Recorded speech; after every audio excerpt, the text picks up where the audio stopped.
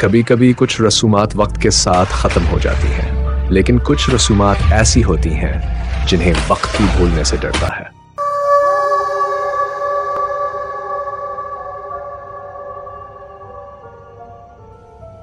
آج کی کہانی ایک ایسے ہی گاؤں کی ہے جہاں دلہن تو آتی تھی مگر چہرہ کبھی نہیں دکھاتی تھی، اور پھر ایک دن ایسا ہوا کہ دلہن آئی ہی نہیں، صرف گھونگھٹ آیا۔ کہانی شروع ہوتی ہے پنجاب کے ایک پراسرار اور سنسان گاؤں چوکنیتھار میں۔ ایک رسم برسوں سے چلی آ رہی تھی۔ جب بھی کسی گھر میں شادی ہوتی، دلہن کا چہرہ پورے شادی کے دنوں میں کوئی نہ دیکھتا، گھونگھٹ ہر وقت چہرے پر رہتا۔ یہ گھونگھٹ صرف دلہن کا نہیں تھا بلکہ ایک رواج تھا، ایک قسم تھی، اور جو اس رسم کو توڑتا وہ زندہ نہیں بچتا تھا۔ یہ رسم کیوں تھی یہ کسی کو نہیں معلوم تھا۔ کئی سال پہلے گاؤں کی سب سے خوبصورت لڑکی منیشا کی شادی ہونے والی تھی۔ شادی والے دن لڑکی نے ضد کی کہ وہ گھونگھٹ نہیں ڈالے گی۔ اس رات اس کی لاش کنویں سے نکلی، آنکھیں کھلی ہوئی، چہرے پر وحشت جمی ہوئی، اور سر پر اس کا شادی کا جوڑا تھا لیکن گھونگھٹ غائب تھا۔ لوگوں نے کہا رسم کو توڑنے پر کسی نے اسے مار دیا، کچھ نے کہا کسی نے نہیں، کسی چیز نے۔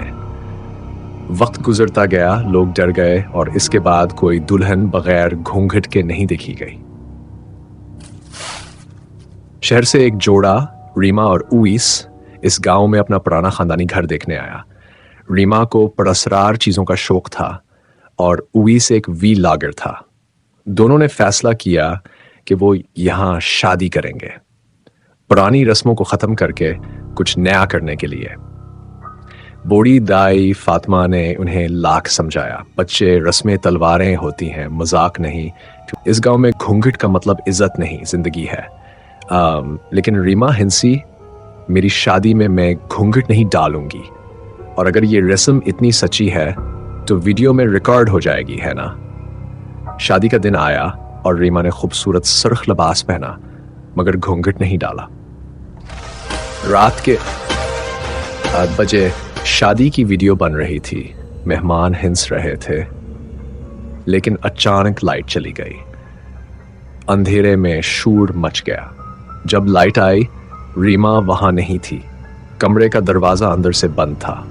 دروازہ توڑنے پر کمرہ خالی تھا، بس ایک گھونگھٹ فرش پر پڑا تھا، خون آلود۔ اگلے دن پولیس آئی، تفتیش ہوئی، کیمرے کی ریکارڈنگ چیک کی گئی۔ ریکارڈنگ میں سب کچھ تھا سوائے اس لمحے کے جب روشنی گئی تھی۔ ویڈیو فریز ہو گئی تھی، اور پھر جیسے کوئی چہرے کے بہت قریب آ جائے، بس ایک دھندلا سایہ نظر آیا اور ایک آواز، جیسے کسی نے سرگوشی کی ہو، گھونگھٹ کو چہرہ چاہیے، چاہے جان لے کر ہی کیوں نہ ہو۔ مہینے گزر گئے، اویس واپس شہر چلا گیا، ریما کبھی نہیں ملی، لیکن کہانی وہیں ختم نہیں ہوئی۔ شادی کے 6 مہینے بعد گاؤں میں ایک اور شادی ہوئی۔ اس بار دلہن نے بغیر گھونگھٹ شادی کی، شاید ریما کی باتوں سے متاثر ہو کر۔ شادی کی رات وہ اپنے کمرے میں گئی۔ صبح دلہن تو نہ ملی، لیکن بیڈ پر ایک پیغام خون سے لکھا تھا، اب گھونگھٹ خود آتا ہے۔ کچھ دن بعد گاؤں کے چند بچوں نے کنویں کے پاس ایک عورت کو بیٹھے دیکھا۔ سر پر سرخ جوڑا، چہرہ نہیں دکھتا تھا، صرف گھونگھٹ تھا، اور جب بچے قریب گئے گھونگھٹ نے خود بخود ہلنا شروع کر دیا۔ بچوں میں سے ایک نے بتایا کہ اس نے ایک پل کے لیے چہرہ دیکھا، وہ ریما تھی، آنکھوں میں خون، ہونٹوں پر زخم، اور چہرے پر ایک عجیب مسکراہٹ۔ کہا جاتا ہے کہ جب بھی کوئی اس رسم کو توڑتا ہے، گھونگھٹ خالی نہیں رہتا، وہ خود کسی کو اپنا چہرہ بنا لیتا ہے۔